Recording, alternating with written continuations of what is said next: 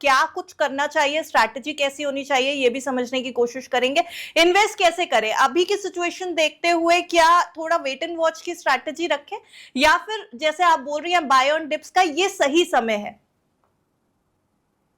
I think gold में जब लग 1,35,000 के ऊपर प्राइसेस ट्रेड कर रही है, तो हम्म। शॉर्ट टर्म में तब तक मुझे नहीं लगता ये बुल रन खत्म होगा। तो हम्म। जो भी डिप्स मिलते हैं आपको अभी 1.5 लाख के आसपास तक, तो वो डिप्स को यूज करना चाहिए, बाइंग अपॉर्चुनिटी स्टैगर्ड वे में बाइंग स्टार्ट कर देनी चाहिए। जो वेट कर रहे थे, अभी अच्छा मौका मिला है, 50% you can buy even today.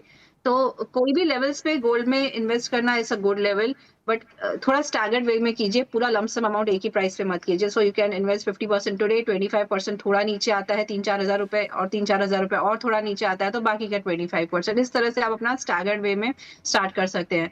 Otherwise मैं हमेशा से रिकमेंड करती हूँ कि एसआईपी कीजिए। You can not catch the bottoms and tops. तो आप अगर लॉन्ग टर्म इन्वेस्टर हैं, नेक्स्ट 2-3 साल के लिए गोल्ड में इन्वेस्टेड रहना चाहते हैं, अच्छा रिटर्न्स कमाना चाहते हैं, तो एसआईपी करते रहिए। हर महीने आपको एवरेज प्राइस जो है वो ओवरऑल अच्छी बनेगी एंड आपके रिटर्न्स भी अच्छे बनेंगे।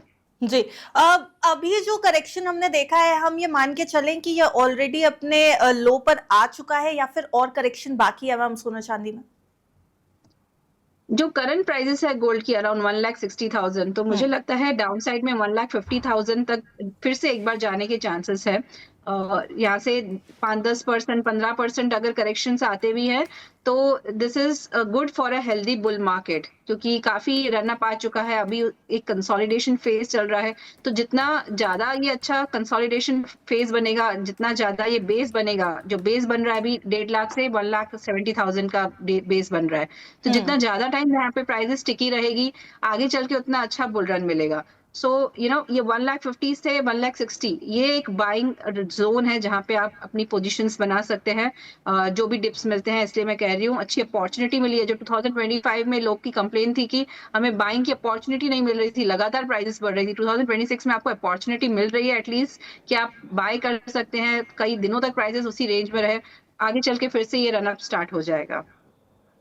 जी। और अगर हम गोल्ड और सिल्वर फ्यूचर्स की बात करें मैम, क्योंकि लॉन्ग टर्म इन्वेस्टमेंट के लिहाज से तो हम समझ रहे हैं कि गोल्ड और सिल्वर के लिए ये अपॉर्चुनिटी बेहतर हो सकती है, लेकिन जो लोग ट्रेड कर रहे हैं उनको कैसे देखना चाहिए इस अपॉर्चुनिटी को? और प्लस जो कंज्यूमर्स हैं, जो सोने चांदी को इन्वेस्टमेंट पर्पज से नहीं, कंज्यूम करने के पर्पज से खरीद रहे हैं, उनके लिए किस तरीके का सजेशन होगा?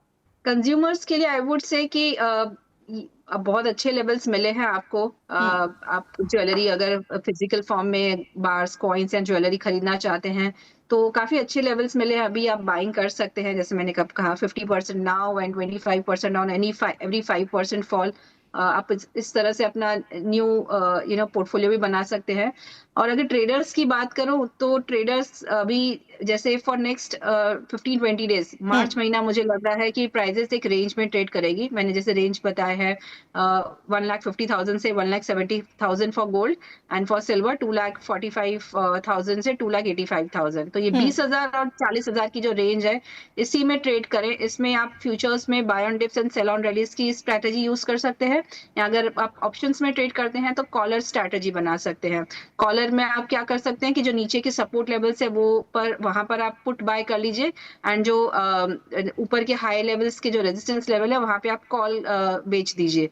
तो एक कॉलर स्ट्रैटेजी बनती है ऑप्शंस में, वो भी ट्रेड की जा सकती है।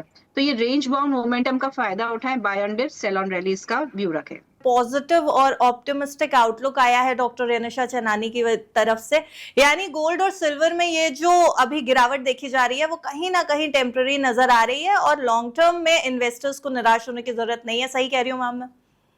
जी बिल्कुल।